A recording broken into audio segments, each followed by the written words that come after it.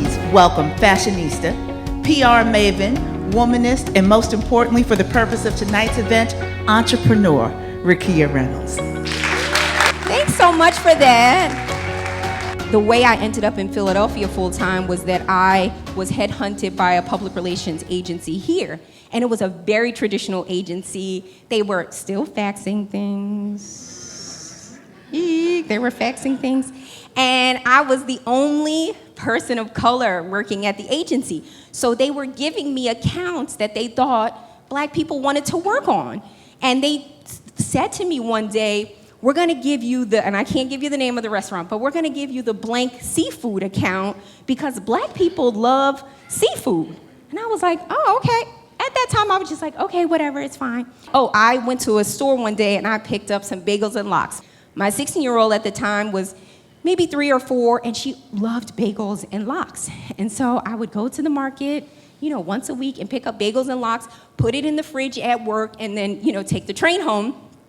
And they were like, Rakia, you're different. Black people like fried chicken and ribs, but you choose to eat bagels and lox. And I was like, okay, I think that might be my last day because I know where I'm from. And although you guys see this nice, consistent Rakia, Rock from the Block comes out every now and again. So I didn't really become an entrepreneur because I wanted to take a financial risk. I didn't become an entrepreneur because it was a glorified thing to me and it looked attractive and it was like, I want to own my own company. Absolutely not. I honestly said to myself, I want to go to work at 8:30 and come home at 4:30. That's all I want to do. And I want to have a good job with benefits because that's what I was taught to do. There are some trends and some shifts happening with storytelling right now. And before it was, you had 6 ways that you could tap into someone's story. And you had 6 ways to really capture someone. Now we're in a point in time where you have to touch people at 14 different touch points. 14. And before, when I started out, it was give someone a 1-minute story. Then it was give someone the elevator pitch in 30 seconds or less. We're now asked by companies to be able to sell a story to someone in 6 seconds. I can't sneeze in 6 seconds.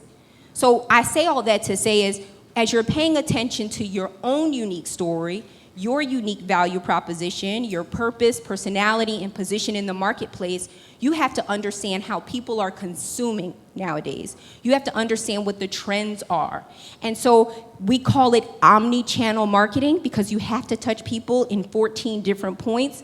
It's not just hitting someone with traditional PR through a press release or a media alert. It's omni-channel. You have to hit someone on Facebook, Instagram, Twitter, Pinterest, Snapchat, WhatsApp. All of those messaging mediums are becoming a part of one strategy, and that one strategy is to communicate a story. Thank you. Cheesy taste. I love it. I'm proud of myself. You done good, girl.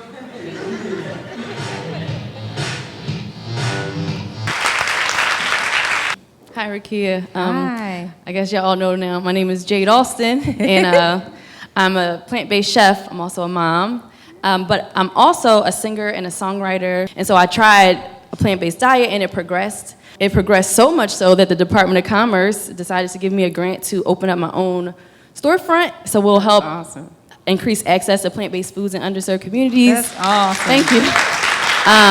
As an entrepreneur, as I grow and I express myself in these different outlets, how do I structure the marketing, the branding, so that it makes sense, so that it's not like this girl's all over the place, she don't know what she's doing? Well, first, I've watched videos of you and Jasmine. Oh, so yeah. I've watched them, and I think they're great. And I think you already sort of touched upon the answer. I think true creatives are all multifaceted because Daniel Pink, the author, said it best, right-brainers rule the world. So if we're constantly thinking with the right side of our brain and we're imagining and we're innovating, and innovation, the true definition of innovation is evolving, transformation, and changing. And that's innovative entrepreneurs and creatives, that's what we do. You just have to draw the lines of inference so that people can see the interconnectivity. So it doesn't look like you're all over the place. I mean, one of the things that we tell clients all of the time, you have to remain streamlined and you have to look like you're focused. So if you're focused on all of those things and you're drawing a line to how they connect, it won't look like you're all over the place. Now, there's a lot going on up here.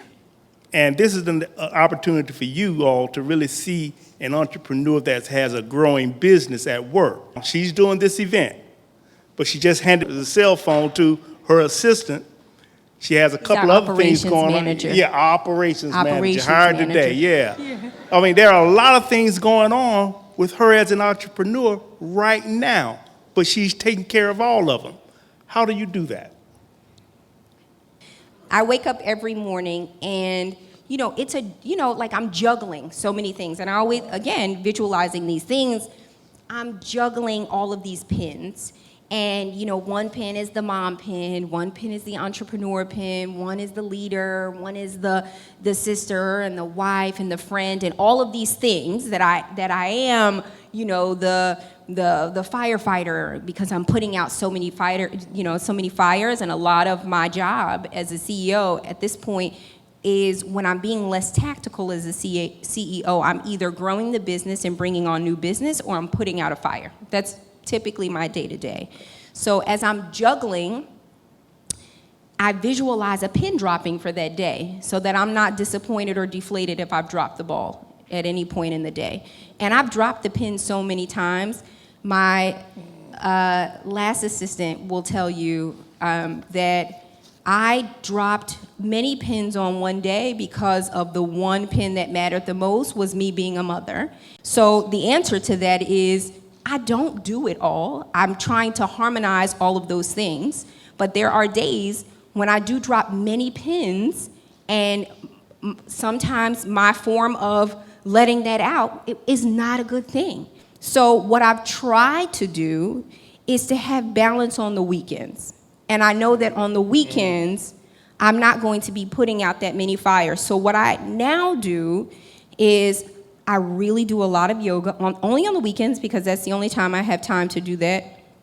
And I spend a lot of time with my children, because they are the ones that make me sing, and they're the ones that make me laugh, and they're the ones that make me super happy. Yeah, I'd like to bring attention to this. If we had never mentioned that she had other things going on right this minute, we would never know it.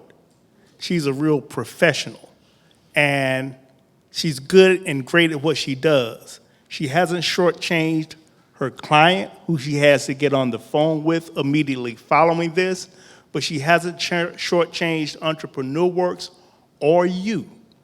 She's provided some real expertise, some real insight, and it's been great. Would you all like to hear her again? We're going to ask her to come back once here. But hey, it's really been tremendous, and thanks a lot. Yeah, it's been great. Yeah, it's been great.